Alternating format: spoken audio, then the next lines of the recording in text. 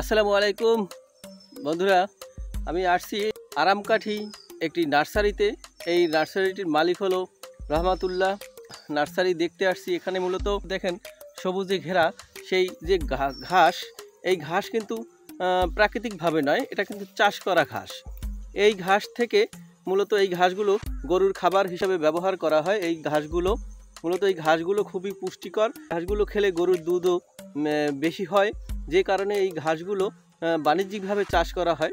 কিন্তু সে কিন্তু বাণিজ্যিকভাবে চাষ করে না, তার ফার্মে অনেকগুলো গরু রয়েছে। আপনারা জানেন যে গরুগুলোর জন্য সে এই ঘাসগুলো চাষ করে, এবং এই ঘাসগুলো কেটে নিয়ে কিন্তু সেই গরুর যে তার যে দুধওয়ালা গরুগুলো সেগুলোকে খাওয়ায়, এবং বেশি পরিমাণে দুধ পাওয়ার জন্য কিন্তু সেই ঘাসগুলো চাষ করেছে। আসলে বলতে গেলে কি, তার ফার্মে যে এত বড় এরিয়া, এত সুন্দর ফার্ম সে তৈরি করেছে।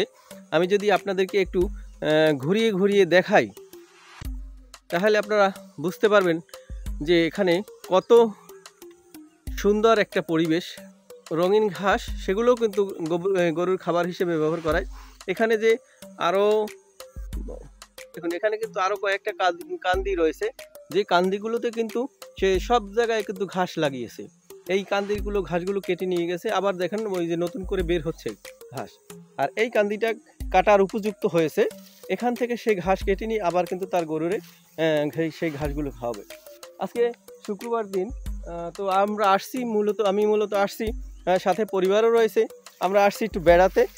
সেই ফাঁকে চিন্তা করলাম যে আপনাদেরকে এই ভালো একটা জিনিস আপনারা কেন মিস করবেন, যে কারণেই কিন্তু আমি ঘুরে ঘুরে ভিডিও করতেছি, যেগুলো আপনাদেরকে দেখাবো। যাই হোক, সাথেই থাকুন। আপনাদেরকে আমি একটু ঘুরিয়ে ঘুরিয়ে সেই সুন্দর যে সেই বাগানটা আপনাদেরকে একটু দেখাবার চেষ্টা করব। ধন্যবাদ।